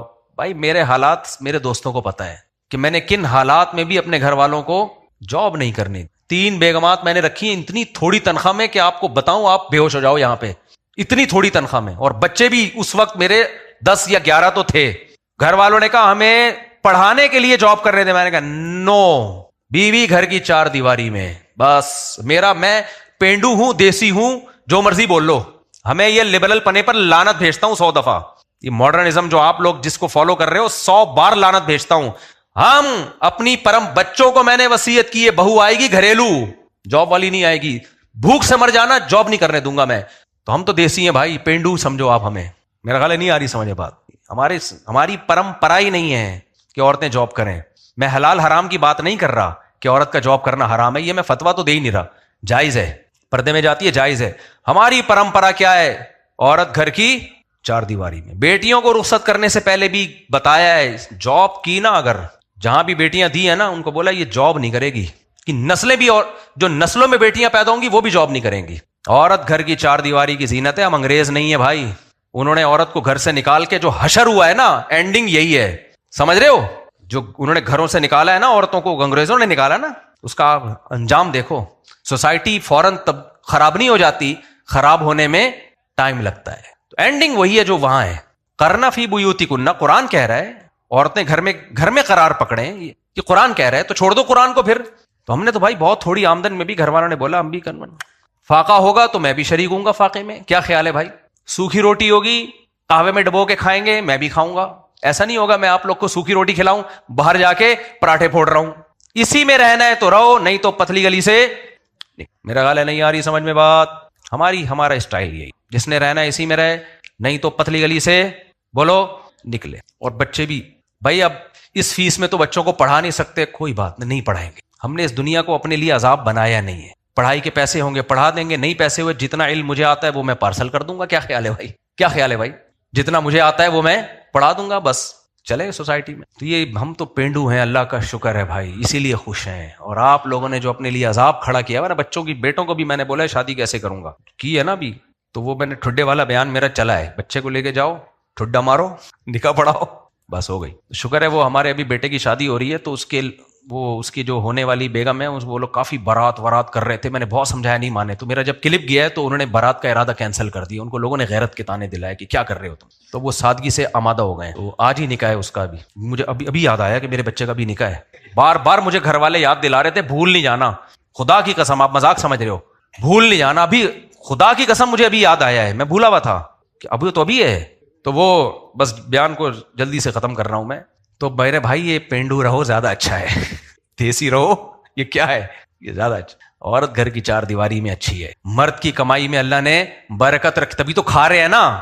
اگر اس وقت میں کہتا نہیں ایکچولی نہیں، گزارا نہیں ہوتا ایکچولی، تو کیا ہوتا یار؟ وہی ہوتا جو جس عذاب میں لوگ پڑے ہوئے ہیں بیچارے، کماؤ پوت بنے ہوئے ہیں، بس پیسہ پیسہ پیسہ بس. عورت گھر کی چار دیواری میں اچھی ہے، وہ آپ کا انتظار کرے، میاں گھر سے شارٹ ہے، اگر وہ بھی باہر ہوگی تو وہ کہے گی اچھا شارٹ ہے، تاکہ میں بھی کیا ہو جاؤں، شارٹ. گھر تھوڑی پھر وہ ہوٹل ہے جہاں رات کو دونوں کی ایک سلسلے میں ملاقات ہوتی ہے. بیگم بھی صبح نکل گئی، آپ بھی صبح آفس کے لیے نکل گئے، شام کو دونوں کی ملاقات ہو رہی ہے. تو اس کے لیے گھر کی کیا ضرورت ہے؟ ہوٹل لے لو کوئی رینٹ پہ، سمجھ رہے ہو. اور بچے بھی اب تو گھر سے باہر پل رہے ہوتے ہیں، زیادہ ماڈرن بنو گے تو بچے بھی مارکیٹ سے کیا ہو رہے ہیں، شارٹ ہو رہے ہیں، وہ بھی گھر سے باہر پل رہے ہوتے ہیں. خیر، تو آپ کی مینٹیلٹی سے تھوڑی اوپر کی بات ہوگی. تو ہمارے حضرت نے کہا کہ ہمارے پاس جو اللہ نے وسائل، اگر سیب انار ضروری ہوتا تو اللہ مجھے پیسے دیتا، اللہ نے پیسے نہیں دیے، اس کا مطلب بالکل بھی ضروری بولو نہیں ہے. ماشاء اللہ حضرت بھی 78 سال کی عمر میں دنیا سے گئے، اور حضرت کی جو اہلیہ تھیں وہ تو 95 سے زیادہ ان کی ایج تھی. اللہ نے چلا دیا کہ نہیں چلا دیا؟ تو میرے بھائی تبھی میں لوگوں سے کہتا ہوں اگر آپ کے پاس پیسہ ہے تو انڈے بھی کھاؤ، پراٹھے بھی کھاؤ، مکھن بھی کھاؤ، دیسی بھی کھاؤ. نہیں ہے تو جو مل رہا ہے وہ کھا جاؤ، اللہ ساری کمیاں انشاءاللہ پوری کر دے گا. تو ٹینشن نہ مت لو، دنیا سے محبت مت کرو. تو میں جلدی سے وہ بات کو سمیٹوں. میں نے بتایا تھا 2 قسم کے لوگ ہوتے ہیں، ایک بے پرواہ اور ایک لاپرواہ. لاپرواہی عیب ہے، بے پرواہی استغنا کو کہتے ہیں. جو آپ کو اللہ نے دیا اس پہ قناعت کرو کہ اللہ کا دیا میرے پاس بہت کچھ ہے، بس کسی کے سامنے ہاتھ نہیں پھیلانا. یوٹیوب پہ جب آپ نے دیکھا روزانہ 1 سیب کھانا ضروری ہے، آپ نے جیب پہ ہاتھ مارا، سیب کے پیسے ہیں تو کھا لو، نہیں ہے تو میرے سیب بہت ضروری ہے لیکن میرے لیے بالکل بھی ضروری بولو نہیں ہے. آپ نے دیکھا ڈاکٹر نے آپ سے کہا کہ بھائی ڈیلی آپ کو، ایک تو حکیم لوگ بھی عجیب عجیب چیزیں بتا رہے ہوتے ہیں اور ڈاکٹر بھی، ڈیلی اتنا گوشت آپ کے لیے ضروری ہے یا ڈیلی گوشت کھانا آپ کے لیے ضروری ہے. آپ نے جیب پہ ہاتھ مارا، گوشت کے پیسے نہیں ہیں. آپ بولو اللہ مجھے ٹماٹر میں گوشت کا مزہ بولو دے گا، ٹماٹر سے میری ساری کمی پوری. ہاتھ نہیں پھیلانا میں نے لوگوں کے سامنے. آپ نے جب دیکھا یوٹیوب پہ موٹیویشن اسپیکر نا لمبی پھینک رہے ہوتے ہیں ایکچولی ایجوکیشن، آپ نے کہا یار بڑے اسکولوں میں تعلیم بچے کے لیے بہت بولو ضروری. اچھی تعلیم تو آج کل بڑے اسکولوں میں ہی ہوتی ہے نا، تو لیکن اس کی فیس بہت زیادہ ہے. تو آپ نے جب جیب پہ ہاتھ مارا فیس کے پیسے ہیں، اچھے اسکولوں میں پڑھاؤ. جب ہاتھ مارا پیسے ہی نہیں ہے. وہ مولوی صاحب نہیں تھے ہمارے مدرسے میں، ایک مولوی صاحب تھے، شادی نہیں کرتے تھے. حضرت نے ایک دفعہ ان سے پوچھا، حضرت بڑے مزے سے ان کا واقعہ سنایا کرتے تھے. حضرت نے پوچھا آپ شادی کیوں نہیں کرتے؟ تو حضرت فرماتے ہیں انہوں نے بولا پیسے ہی نہیں ہے. تو حضرت ان کی نقل اتارتے تھے ایسے حسرت سے نا جیسے حضرت کو بڑا غصہ آیا ان کے اوپر. حضرت کا استغنا کا معیار تھا نا حضرت کا کہ ان کو یہ نہیں بولنا چاہیے تھا. مولوی ہو کے یہ کہہ رہے پیسے نہیں ہے، ان کو چاہیے بولے اللہ کا دیا بہت کچھ ہے، بس جب مقدر ہوگا تو کر لیں گے. اپنی حاجت دوسرے کے سامنے کیوں ظاہر کی ہے؟ تو حضرت اس پہ کہتے تھے، میں نے جب ان سے پوچھا آپ شادی کیوں نہیں کرتے، کہتے ہیں پیسے ہی نہیں ہے. تو اب ہر مسلمان کا منہ لٹکا ہوا ہے، کوئی بات کرو یار تم بچے کو اچھے اسکول میں کیوں نہیں پڑھاتے، پیسے ہی نہیں ہے. ابے اپنے بیٹے کی شادی کیوں نہیں کر رہا، پیسے ہی نہیں ہے. ابے گوشت کیوں نہیں کھا لیتا، پیسے ہی نہیں ہے. یہ جملہ منہ سے نکالنا بولو چھوڑ دو. جب کوئی پوچھے پیسے ہیں، پیسہ بہت ہے. ابے پھر گوشت کیوں نہیں کھاتا، ضرورت ہی نہیں ہے. سمجھ رہے ہو؟ جب بھنڈی پہ گزارا ہے تو گوشت کھانے کی کیا ضرورت. ابے تجھے ڈاکٹر نے بولا روزانہ 2 انڈے کھایا کر، انڈے کیوں نہیں کھاتا. یہ نہیں بولو پیسے ہی نہیں ہے، نہ بولو یار میں انڈے اس لیے نہیں کھاتا، پراٹھے سے میری ضرورت پوری ہو جاتی ہے، انڈے کی ضرورت ہی نہیں ہے. یہ بولا کرو. کیا بولو گے؟ یار تو بسوں میں لٹک لٹک کے جاتا ہے، اپنی گاڑی کیوں نہیں خرید لیتا، گاڑی کی ضرورت ہی نہیں ہے. جب W11 ہے تو گاڑی کی، دیکھو W11 میں گانے لگے ہوتے ہیں، گانا سننا ناجائز ہے. اپنی گاڑی میں گانا لگا کے جاؤ گے گناہ ملے گا. W11 میں فری پھوکڑ کے گناہ کس کے کھاتے میں جا رہا ہے؟ اس کے کھاتے میں جا رہا ہے. تو یہ جملہ منہ سے چھوڑ دو، پیسے ہی نہیں ہے. بولو پیسہ بہت ہے. بھائی پھر گاڑی کیوں نہیں خرید رہا، ضرورت ہی نہیں ہے. سمجھ رہے ہو؟ ضرورت ہی نہیں ہے. گوشت کیوں نہیں کھا رہا، پیسہ نہیں ہے. بھائی پیسہ بہت ہے، پھر کیوں نہیں کھاتا، ضرورت ہی نہیں ہے. اپنا گھر کیوں نہیں ہے تیرا، کرائے پہ کیوں رہ رہا ہے، کیا تجھے ضرورت نہیں ہے؟ نہیں بھائی مجھے اپنے گھر کی ضرورت نہیں ہے، مسافر خانہ ہے، وہاں سے بھی جنازہ نکلنا ہے، یہاں سے بھی. تو بھائی پھر خریدتا کیوں نہیں ہے، ضرورت ہی نہیں ہے. سمجھتے ہو کہ نہیں سمجھتے؟ ضرورت ہی نہیں ہے. تو اس لیے منہ سے اچھا بول لیا کرو. تو اللہ ہمیں استغنا نصیب کرے، استغنا، اللہ ہمیں دل کا غنا نصیب کرے. سبحانک اللہم و بحمدک نشہد ان لا الہ الا انت نستغفرک. السلام علیکم. روٹی والے اسٹف ٹوائے کا کام کیسا ہے، جیسا کہ بھالو بلی؟ جائز نہیں ہے ہماری نظر میں. تو صرف بچیوں کی گڑیا، چونکہ اختلاف ہے اس میں، احناف کے نزدیک وہ بھی جائز نہیں ہے، باقی ائمہ کے نزدیک بچیوں کی گڑیا سے کھیلنے کی بچیوں کو اجازت ہے. تو جس مسئلے میں اختلاف ہو جاتا ہے نا، تو اس میں کاروبار کی حد تک وہ جائز ہو جاتا ہے، بزنس کی حد تک وہ جائز ہو جاتا ہے. تو اس لیے عام جو بچوں کے تصویر والے کھلونے وہ تو ناجائز ہیں، لیکن گڑیا میں اختلاف ہے. راجح بات ہماری نظر میں یہی ہے کہ بچوں کو، میں جب بچیوں کے لیے گڑیا خریدتا ہوں تو چہرہ اس کا مسخ کر دیتا ہوں. بال گڑیا کا بزنس جائز ہے، بچیوں کی گڑیا کا. اسلام جب بجلی بالکل نہ ملے تو کنڈے کی بجلی لگا سکتے ہیں. بعض علاقوں میں گورنمنٹ نے کنڈے کی بجلی کو خود برداشت کیا ہوا ہے، سب نے کنڈا لگایا ہوا ہے، تو حکومت ہر گھر سے 500 روپے لیتی ہے. تو ایسی جگہوں پہ جائز ہے. اور اگر گھروں میں پراپر میٹر گورنمنٹ نے لگائے ہوئے ہیں، کنڈے کے استعمال پہ پابندی ہے، تو وہاں پھر ناجائز ہے، پھر بجلی چوری کرنے کا گناہ ہوگا. مفتی صاحب میں نے ہر حال میں انشاءاللہ 2 شادیاں ضرور کرنی ہیں، میرا گھر زیر تعمیر ہے، نکاح بھی آپ سے پڑھوانا ہے، میرے حق میں دعا کریں. تم نہیں کر پاؤ گے، کیونکہ جس نے 2 کرنی ہوتی ہیں وہ عزم 4 کا کرتا ہے، پھر جا کے 2 شاید ہو جائیں. تمہارا 2 کا ارادہ تو پتہ نہیں تمہاری 1 بھی نہیں ہو پائے گی مجھے لگ رہا ہے. اور کرنا تو جب پٹو گے تو پھر میرے پاس روتے ہوئے نہیں آنا، کیونکہ میں جب ترغیب دیتا ہوں تو اس کے سائیڈ افیکٹ بتا کے ترغیب دیتا ہوں. کیونکہ لوگ کرتے ہیں تو پھر آتے ہیں روتے ہوئے، آپ نے بولا تھا، میں نے بولا تھا، تو میں کیا کروں، میں نے بولا تھا، میں تجھے کیا خرچہ پانی میں دوں، تیرا کیا گھر پہ میں رکھوں گا. تو میرے بھائی 2 بیویوں کے ساتھ عدل کا حکم اسلام دیتا ہے، عدل کس طرح کرنا ہے، عدل سے متعلق وضاحت کر دیں. یہ چیز بھی کئی بار بیان کر چکا ہوں. ابھی بچے کی شادی ہوئی ہے تو 2 شادیوں کی باتیں مت، فی الحال مت، کسی نکاح کی مجلس میں یہ باتیں نہیں کرنی چاہیے. ایک گھر میں 2 پورشن ہوں، ایک بیوی کے پاس 1 کمرہ باتھ روم کچن ہو اور دوسری کے پاس 2 کمرے باتھ روم کچن، چاہیے جائز ہے؟ دونوں کو برابر دینا لازم ہے، لیکن اگر دونوں اس پہ راضی ہیں تو پھر ٹھیک ہے. 100% ایک جیسا گھر تو نہیں بنتا ہی نہیں ہے نا، ایسے پورشن ملنا ناممکن ہے. تو ان کو راضی کر لیا جائے اس پہ کہ بھائی اب ایک گھر میں ایک ہے، ایک گھر میں تو جس کے بچے ہیں اس کو وہ 2 کمروں والا 3 کمروں والا دیتے ہیں، جس کے بچے نہیں ہیں اس کو 1 کمرے والا دیتے ہیں. مفتی صاحب میرا آپ سے سوال یہ ہے کہ ابھی گل پلازا میں جب آگ لگی، وہاں پر دکانوں کو دیواروں پر کچھ قرآنی آیات لکھی ہوئی تھی جو نہیں جلی. ہمارے رشتے دار کے گھروں میں آگ لگ گئی, اس میں قرآن پاک بھی جل گیا, مگر قرآن پاک کی حفاظت تو اللہ نے خود وعدہ کیا. قرآن کی حفاظت کا وعدے کا مطلب یہ ہے کہ قرآن تحریف سے پاک رہے گا. یہ مطلب نہیں ہے کہ قرآن کے مصحف میں آگ نہیں لگ سکتی یا آیتیں جل نہیں سکتی ہیں, تو جب آگ لگے گی تو سب کچھ جل جاتا ہے اس میں. تو قرآن کی حفاظت کا اللہ نے وعدہ کرنے کا مطلب قرآن تحریف سے پاک رہے گا, محفوظ ہے نا. جیسے 1400 سال پہلے نازل ہوا, آج بھی اسی طرح سے پڑھا جاتا ہے. اور یہاں سے کسی نے سوال پوچھنا ہے تو پوچھ لیں. جی جی ہاں, کیا جا سکتا ہے آن لائن بزنس, کمیشن لیا جا سکتا ہے. بھائی ہم آپ کا پروڈکٹ بکوائیں گے, اس میں ہمارا یہ کمیشن ہے, جائز ہے. دیکھیں آن لائن جب بزنس کرتے ہیں تو چند صورتیں ہوتی ہیں, وہ میں بتا دیتا ہوں. ان میں کچھ ناجائز ہیں, کچھ جائز ہیں. پہلے ناجائز صورت بتا دوں تاکہ پتہ چلے یہ جائز نہیں, اس کے علاوہ جائز ہے. آن لائن جو گڑبڑ ہو رہی ہے وہ یہ ہو رہی ہے, مثال کے طور پر جمشید کے پاس کوئی گھڑی رکھی ہوئی ہے. گھڑی کس کے پاس ہے؟ جمشید کے پاس. آپ نے جمشید سے گھڑی کی تصویر لے کے انٹرنیٹ پہ ڈال دی یا واٹس ایپ پہ شیئر کر دی, اور آپ نے آفر کر دی یہ گھڑی میں آپ کو 1 لاکھ روپے کی دوں گا. حالانکہ وہ گھڑی آپ نے ابھی خریدی بھی نہیں ہے اور آپ کے قبضے میں بھی نہیں آئی ہے. آپ نے لوگوں کو آفر دے دی کہ گھڑی میں آپ کو کتنے کی دے رہا ہوں؟ 1 لاکھ کی. ستار بھائی کا فون آیا, یار وہ آپ نے ڈسپلے پہ ڈالی ہوئی یہ گھڑی کی تصویر 1 لاکھ کی دے رہے ہیں. ہاں بھائی میرے اکاؤنٹ میں پیسے بھیج دے. اس نے پیسے بھیج دیے. آپ نے جمشید سے 80,000 کی خریدی اور 1 لاکھ کی اس کو پہنا دی. یہ حرام ہے, ناجائز ہے. کیونکہ جو چیز آپ نے ابھی تک خریدی نہیں ہے اور خریدنا بھی کافی نہیں ہے, قبضے میں نہیں آئی ہے, اس کو آگے بیچنا آپ کے لیے شرعاً جائز نہیں ہے.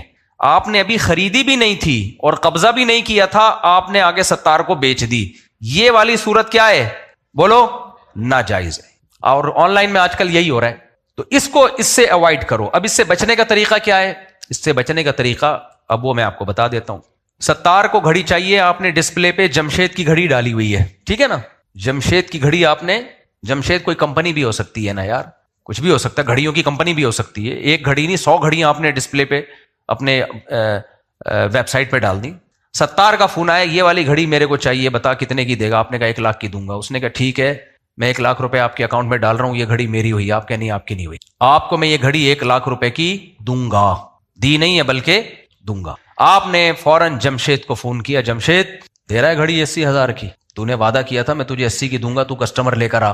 آج تو اپنا وعدہ بھول تو نہیں گیا؟ مجھے کوئی کسٹمر ملا ہے یا نہیں ملا, جو بھی ہے اس کا اس سے کیا لینا تھا. مجھے 80 کی بیچ رہا ہے. اس نے کہا ٹھیک ہے, میں نے آپ کو 80 کی بیچی. ادھر ڈن ہوا. اب آپ کیا کرو گے؟ اس گھڑی پہ قبضہ کرو گے. قبضے کا طریقہ یا تو خود قبضہ کرو, یا جمشید ہی کی دکان پہ کسی کو وکیل بنا دو کہ یار میری طرف سے اس کو گھڑی پکڑا دے, یا گھڑی تھوڑی سائڈ پہ باقی گھڑیوں سے ممتاز اور جدا کر کے کر دے. الگ ہو گئی, یہ قبضہ کہلائے گا. اب آپ ستار کو فون کرو, بھائی تم نے آفر کی تھی کہ تم 1 لاکھ میں مجھ سے خرید رہے ہو, دیکھو زبان سے پیچھے نہیں ہٹنا, بتاؤ خرید رہے ہو کہ نہیں خرید رہے. وہ اگر کہہ رہے خرید رہے ہو تو آپ وہ گھڑی وہاں تک بھجوا دیں. اگر وہ کہہ رہے نہیں میرا ارادہ بدل گیا ہے, تو اب وہ آپ کو پہننی پڑے گی گھڑی. سمجھتے ہو؟ پھر آپ جمشید سے کہیں یار واپس لے تو ریکویسٹ ہے, تو جمشید لے لے تو ٹھیک ہے, نہیں لے تو وہ بس ہو گیا پکا سودا. میں سمجھا پا رہا ہوں؟ صاف حدیث میں منع ہے بھائی, جو چیز آپ نے خریدی نہیں ہے اور جو آپ کی ملکیت میں نہیں ہے اور قبضے میں بھی نہیں ہے, وہ آپ آگے کسی کو بیچ نہیں سکتے. بیچنے کا وعدہ کر سکتے ہیں, وعدہ کر لیں آپ, میں تمہیں دوں گا, میں تمہیں. جیسے میڈیکل اسٹور والے سے کہتے ہیں یار یہ دوا ہمیں چاہیے, وہ کہہ رہے یہ دوا تو میرے پاس نہیں, یار کہیں سے منگا دے یار, تو وہ منگاتا ہے. پھر آپ اسٹور پہ جاتے ہو, نئے سرے سے دوبارہ سودے بازی کرتے ہو. ہاں وہ آپ کو پکا کرتا ہے, دیکھ میں تیرے لیے منگوا رہا ہوں, نہیں خریدی نا تو یہ دوا کوئی خریدار نہیں ہے. تو آپ کو چاہیے اس وعدے کے پابند رہو, آپ اخلاقی طور پر, وہ بھی پابند رہے, آپ بھی پابند رہو. تو ایک طریقہ تو یہ ہے آن لائن بزنس کا. دوسرا طریقہ کیا ہے؟ دوسرا یہ کہ آپ خرید کے بیچو نہیں, بلکہ خرید و فروخت کے درمیان کمیشن ایجنٹ بن جاؤ. Commission agent.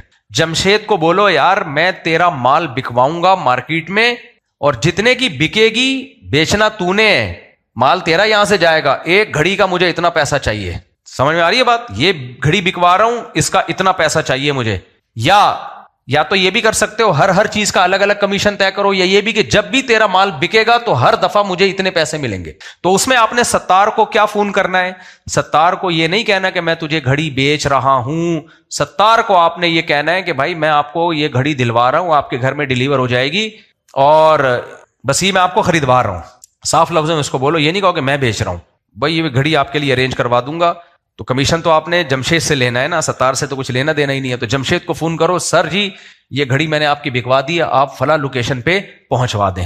اس دوران گھڑی اگر چور چھین لیتا ہے, ضائع ہو جاتی ہے, تو جمشید کا نقصان ہوگا, آپ کا نہیں ہوگا, کیونکہ آپ کی ملکیت میں وہ ہے ہی نہیں, آپ صرف دو پارٹیوں کے درمیان ایجنٹ بنے ہوئے ہو. تو یہ بھی جائز ہے. اب اس میں ڈنڈی لوگ یہ مارتے ہیں کہ زبان کی حد تک ایجنٹ بنے ہوئے ہوتے ہیں, لیکن گھڑی کا سارا رسک بھی خود ہی لے رہے ہوتے ہیں.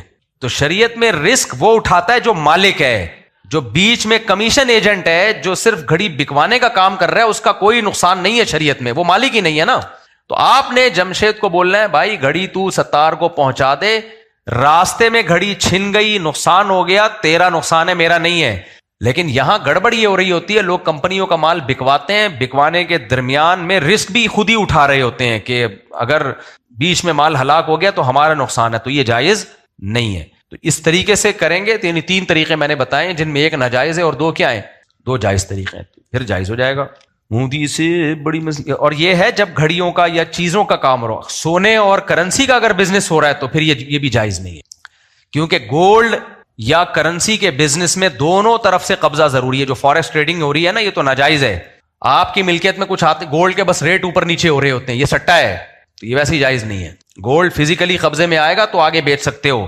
گولڈ کی خرید و فروخت کے لیے ضروری ہے کہ گولڈ اگر گولڈ کے بدلے میں بک رہا ہے تو دونوں طرف سے قبضہ ضروری ہے, ایک طرف سے بھی ادھار جائز نہیں ہے. اور اگر کرنسی کے بدلے میں بک رہا ہے تو ایک طرف سے ادھار جائز ہے, لیکن دونوں میں سے ایک چیز پہ قبضہ ضروری ہے, قبضہ ضروری ہے, یعنی گولڈ پہ قبضہ ضروری ہے. بھائی 2 صفوں کے آگے سے گزر سکتے ہیں. چپل والی جگہ نماز پڑھنا جائز ہے, واش روم سے لوگ آتے ہیں, جنازہ میں ہوتے ہیں. ابے جائز ہے چپل والی جگہ بھی, بس جگہ پاک ہونی چاہیے. ایک مسلمان کہتے ہیں اللہ پاک بھی اگر انصاف نہ کرتے تو میں اللہ کو بھی نہ مانتا. پتہ نہیں کیا کہہ رہے ہیں, ایسے فضول باتیں نہیں کرنی چاہیے, زبان سے نا احتیاط والے الفاظ نکالنے چاہیے. مفتی صاحب آپ نے پچھلے اتوار کو جمعے کے بعد ملاقات کا وقت دیا تھا, برائے مہربانی آج لازمی ملاقات کر لینا. میں نے پچھلے اتوار کو, پرسوں میرا نکاح, آج ملاقات نہیں تو مسئلہ ہوگا. کون ہے بھائی, کون ہے بھائی؟ آپ کو میں نے کہا تھا جمعے کے بعد, اثر میں بولا ہوگا. ہاں تو اثر میں آ جائیں. اور کوئی بھائی؟ السلام علیکم مفتی صاحب, ہماری جماعت واگا بارڈر سے آئی ہے. مولانا سعد صاحب سے ملاقات ہوئی تھی, انہوں نے سلام پیش کیا تھا. کون سے مولانا؟ مولانا سعد صاحب نظام الدین سے. اچھا ماشاء اللہ, علیکم علیہ السلام. واگا بارڈر سے؟ جی واگا بارڈر سے. بم تو نہیں ہے جیب میں؟ 4 مہینے پہلے کی جماعت تھی ہماری, پورا ہو گیا وقت, آپ سے ملاقات تھی اور سلام پیش کیا. چلیں جی, اللہ خوش. ملاقات نہیں ہو سکی تھی آپ سے, ہم ملاقات کر لیں. اچھا ہوا بارڈر پہ نہیں ہوئی, بم لے کے آ رہے تو نہیں کیا ہوتا. جی جی بھائی, وہ کچھ پوچھ رہے ہیں. پیدل جماعت میں نکلے ہوئے ہیں جی, بڑی ہمت کی, والوں کی بڑی قربانی ہے بھائی. جی جی, جو آن لائن اپلیکیشن لون دیتی ہیں یہ تو واضح ہے کہ سود ہے. جی, تو ان کا جو واپسی ہے اگر کوئی نہیں کرتا تو اس کا کیا حکم ہے؟ دیکھو سود کی رقم شریعت میں اگر واپس نہ بھی کی جائے نا, قرضہ جتنا لیا ہے وہ تو بہرحال واپس کرنا پڑے گا. جو سود کا ایگریمنٹ ہے نا اسلام میں, وہ باطل ہے. یعنی آپ نے کسی سے لون لیا 1 لاکھ روپے اور کہا میں اس پہ 1,05,000 دوں گا سود, تو 1 لاکھ تو دینے پڑیں گے, باقی 5,000 شریعت آپ کو کھانے کی اجازت دیتی ہے کہ نہیں دو, کیونکہ یہ ایگریمنٹ شریعت کی نظر میں کالعدم ہے. مسلمان سے سودی ایگریمنٹ شریعت مانتی نہیں ہے اس کو, لیکن وہ تو نکلوائیں گے آپ سے, اتنے نیک وہ نہیں ہے کہ کھانے کی اجازت دے دیں. بہرحال سود کی رقم کسی نے نہیں دی اور مر گیا تو قیامت میں کوئی سوال نہیں ہے, سمجھ رہے ہو؟ بلکہ اس سے سوال ہوگا کہ کیوں مانگ رہا ہے. مائک قریب کریں نا, تھوڑا زور سے بولیں. میں نے آپ کا بیان سنا, ماشاء اللہ, تھوڑا مائک قریب کریں یار. آپ کا بیان سن کے کچھ دن بعد مطلب میاں بچے بول انکل آئے, میرا نام جمشید ہے. اچھا, آپ جمشید کو بولتے رہتے ہیں نا یار. پہلے میں سلیم سلیم کرتا, کئی لوگ ملے ہمارا نام سلیم ہے, پھر میں 70 پہ آ گیا, کئی لوگ میں ہمارا, تو اب میں جمشید. تو وہ جمشید میرا نام شید آیا میں باہر نا. اچھا, تو میں چھوڑ دوں یعنی بیان میں جمشید نام؟ اچھا اچھا, مطلب آپ کو یہ بتا رہا ہوں. اچھا چلو, آپ سے ملاقات کے لیے. چلو اللہ خوش. ٹھیک, ابھی ملاقات کر لیں جلدی سے. اور کوئی بھائی سوال؟ وہ پیچھے بیٹھے ہوئے سوال. جمشید سے آج ملاقات ہو گئی بھائی, دیکھ لو یار. چلو جی, آپ نے گھڑی تو نہیں, ابھی جمشید کو گھڑی کی مثال دے رہا تھا. السلام علیکم مفتی صاحب. وعلیکم السلام. اچھا, میرا سوال یہ ہے کہ اسلامک بینک سے ہاؤس فائنینس کرانا ٹھیک ہے؟ جائز ہے, کیونکہ اس میں 30 اور 70% کی پارٹنرشپ کا وہ کہہ رہے تھے. جی ایسا ہی ہوتا ہے, اور رینٹل ایگریمنٹ, تو یہ اسلام, ہاں جائز ہے, جائز ہے. ٹھیک ہے, تھینک یو. وہ بھائی پوچھ رہے ہیں, وہ مائک دیں یار. ایک بندہ گھومتا رہے یہاں کھڑے ہو کے, وہ مائک جو ہاتھ اٹھائے اس کو مائک پہنچایا کریں, وہ پہلے سے. جی, حضرت موسیٰ علیہ السلام اللہ سے ہم کلام ہوا کرتے تھے, تو کیا صلی اللہ علیہ وسلم جو, اور کیا جو ابراہیم آمنے سامنے؟ دیکھیں حضرت ابراہیم علیہ السلام کا جو اللہ سے مکالمہ تھا وہ بذریعہ وحی تھا, وہ براہ راست نہیں تھا. یعنی بھائی کا سوال یہ ہے کہ کیا اللہ جیسے حضرت موسیٰ علیہ السلام سے براہ راست ہم کلام ہوتے تھے تو کیا نبی صلی اللہ علیہ وسلم سے بھی اللہ براہ راست ہم کلام ہوتے تھے؟ پھر دلیل میں بھائی دلیل دے رہے ہیں کہ وَإِذْ قَالَ ابراہیم، جب ابراہیم علیہ السلام نے کہا ربی ارینی کیف تحیی الموتیٰ، اے اللہ مجھے بتا تو مردوں کو کیسے زندہ کرے گا. تو اس سے پتہ چل رہا ہے کہ ابراہیم علیہ السلام بھی اللہ سے براہ راست ہم کلام ہوتے تھے. تو اس کا جواب قرآن نے بہت واضح دیا ہے. قرآن کہتا ہے اِنَّا أَوْحَيْنَا إِلَيْكَ كَمَا أَوْحَيْنَا إِلَىٰ إِبْرَاهِيمَ وَإِسْمَاعِيلَ، کہ اے نبی ہم نے آپ پر ایسے وحی کی ہے جیسے ابراہیم علیہ السلام، اسماعیل علیہ السلام، اسحاق علیہ السلام، یونس علیہ السلام، سارے پیغمبر. اور آگے الگ سے اللہ نے حضرت موسیٰ کا تذکرہ کیا وَكَلَّمَ اللَّهُ مُوسَىٰ تَكْلِيمًا، موسیٰ کے ساتھ اللہ نے براہ راست کلام کیا ہے علیہ السلام. تو پتہ چلتا ہے کہ یہ موسیٰ علیہ السلام کی ایک جزوی فضیلت ہے کہ براہ راست اللہ نے حضرت موسیٰ سے کلام کیا ہے. باقی تمام پیغمبروں پر، جن میں سید الانبیاء بھی داخل ہیں، تمام پیغمبروں پر جبریل کے ذریعے یا خواب کے ذریعے وحی آتی تھی. تو یہ ہمیں قرآن سے یہی پتہ چلتا ہے، ورنہ اللہ حضرت موسیٰ کو الگ سے بیان نہ کرتا اور آپ کا لقب کلیم اللہ نہ ہوتا تو وَقَرَّبْنَاهُ نَجِيًّا، قرآن کہتے ہیں ہم نے موسیٰ کو الگ سے یعنی سرگوشیاں کی ہیں موسیٰ علیہ السلام سے، کوہ طور پہ براہ راست ہم کلام ہوئے. تو یہ ایک الگ سے فضیلت تھی جو صرف اور صرف حضرت موسیٰ علیہ السلام کو حاصل ہے. باقی اس پر اشکال ہوتا ہے کہ پھر تو موسیٰ علیہ السلام کا درجہ ہمارے نبی سے بلند ہو گیا. تو دیکھیں درجے کی بلندی کا تعلق اور بھی 20 چیزوں سے ہوتا ہے. تو نبی صلی اللہ علیہ وسلم نے فرمایا اللہ نے مجھے 7 باتوں پر دوسرے پیغمبروں پر فضیلت دی ہے. ان میں ایک جعل رزقی تحت ظل رمحی، میری روزی اللہ نے تلوار کے سائے میں رکھی ہے. اور جعلت لی الارض کلھا مسجدا، ہر پیغمبر کے نماز کی ایک جگہ ہوتی تھی جہاں وہ نماز پڑھتے تو قبول ہوتی. پوری زمین اللہ نے نماز کے لیے حلال کر دی ہے اس امت کے لیے. پھر ارسلت الی کافۃ للناس، کافۃ للناس، تمام انسانوں کے لیے اللہ نے مجھے پیغمبر بنایا ہے. اور پھر لو کان موسیٰ حیا لما وسعہ الا اتباعی، اگر موسیٰ کلیم اللہ، جو ٹھیک ہے کلیم اللہ تھے لیکن آج وہ موجود ہوتے تو میری اتباع کے بغیر ان کی نجات نہیں ہو سکتی. تو یہ کلی فضیلت ہے. تو اس لیے ہمارے نبی کا مقام اگرچہ سب سے زیادہ ہے لیکن کچھ جزوی فضیلتیں اللہ تعالیٰ نے دوسرے پیغمبروں کو دی ہیں، جن میں ایک موسیٰ علیہ السلام ہے جن سے اللہ براہ راست ہم کلام ہوئے. تو وہ جو قرآن میں آتا ہے نا ابراہیم علیہ السلام نے اللہ سے کہا تو اللہ نے یہ کہا، تو یہ سب وحی کے ذریعے جی بھائی. میرا ایک سوال اس کا جواب صحیح جگہ صحیح نہیں. اچھا، ساتھ میں گھر میں پورے علاقے میں بجلی ہے، صرف ایک گھر میں کنڈا دیکھو بل والے بجلی والے ہیں، یعنی پورے علاقے میں بجلی ہے، صرف آپ کے گھر میں بجلی نہیں ہے. تو آپ نے میٹر کے لیے اپلائی کیا کہ الیکٹرک میں؟ مائک پہ جواب دو نا، آدھی بات جائے گی. جی ہاں کیا ہے، تو وہ کیوں نہیں لگا رہے؟ بجلی والے پیسے بھی لیتے، بجلی بھی نہیں دیتے. ہاں تو پھر کنڈا لگا لو، اور کیا، یہ تو مجبوری ہے نا. جبکہ الیکٹرک کے لیے اپلائی بھی کیا انہوں نے، وہ پیسے بھی لے کے چلے گئے، پھر بھی بجلی نہیں دے رہے، پھر مجبوری ہے، لگا لو. ہاں تو پھر السلام علیکم مفتی صاحب، آپ نے کہا کہ بغیر قبضے کے ہم بیچ نہیں سکتے. اب جس انسٹالمنٹ پہ لوگ پلاٹ لیتے ہیں اس کی قسطیں بھی بھر رہے ہیں اور ابھی پوری بھری نہیں ہے اور اس پہ قبضہ بھی نہیں ملا ہے. اب نہ بھر سکیں اور بیچ دیں، اگر نہ بھر پا رہے ہیں اور فائل بھیج دیں. اب اس میں بھی 2 صورتیں ہیں کہ فائل اتنے میں ہی بیچیں جتنے میں ہمیں ملی تھی، یا کبھی ریٹ بڑھ جاتے ہیں تو زیادہ میں بیچیں. یہ بڑا اچھا سوال کیا. قبضے سے پہلے چیز بیچ نہیں سکتے، یہ منقولی اشیاء میں ہوتا ہے، موویبل اشیاء میں. پلاٹ میں ایسا نہیں ہے، پلاٹ خرید کے قبضے سے پہلے بھی بیچ سکتے ہیں، سمجھ رہے ہو؟ ہاں، پلاٹ کا متعین ہونا ضروری ہے اور آپ کے رسک میں آنا ضروری ہے. یہ اچھا ہوا آپ نے سوال پوچھ لیا. رسک میں جی میں پہلے ان کا جواب مکمل ہونے دوں نا تاکہ قبضے کے حکام واضح ہو جائیں. نہیں، اسی کو پہلے میں کلیئر کر دوں پھر آپ سوال اٹھائیں. میں پوچھتا ہوں، آپ کی طرف آتا ہوں. پراپرٹی یعنی مکان، فلیٹ یا پلاٹ، اس کو قبضے کے بغیر بھی بیچا جا سکتا ہے. ملکیت میں اور رسک میں آنا ضروری ہے. رسک بہت امپورٹنٹ چیز ہے. رسک کا مطلب کیا ہے؟ اس کنڈیشن میں آ جائے کہ اگر وہ نقصان ہو تو آپ کا نقصان سمجھا جائے. سمجھ رہے ہماری بات؟ ابھی قسطیں پوری نہیں ہوئی ہیں لیکن پلاٹ آپ کے رسک میں آ گیا. کیا مطلب؟ اگر اس پہ ڈاکو قبضہ کر لیتے ہیں تو نقصان کس کا سمجھا جائے گا؟ اگر آپ کا سمجھا جائے گا، اس کا مطلب یہ آپ کے رسک میں آ چکا ہے. اور اگر اس کنڈیشن میں ہے کہ آپ کا بھی سمجھا ہی نہیں گیا، فائل ہی گھوم رہی ہے، اس کے پیچھے پتہ ہی نہیں کوئی پلاٹ ہے کہاں ہے، پروجیکٹ ایسے ہی شروع ہوتے ہیں نا، تو پھر تو اس کو صرف فیس ویلیو پہ بیچا جا سکتا ہے، نفع یا نقصان کے ساتھ نہیں بیچا جا سکتا.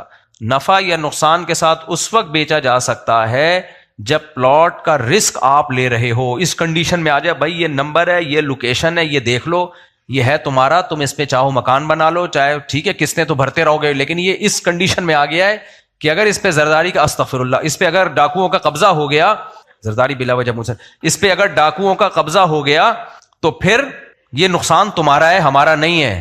اس کنڈیشن میں جب آ جائے گا تو پھر آپ کے لیے نفع پہ بیچنا بھی جائز اور نقصان پہ بیچنا بھی جائز.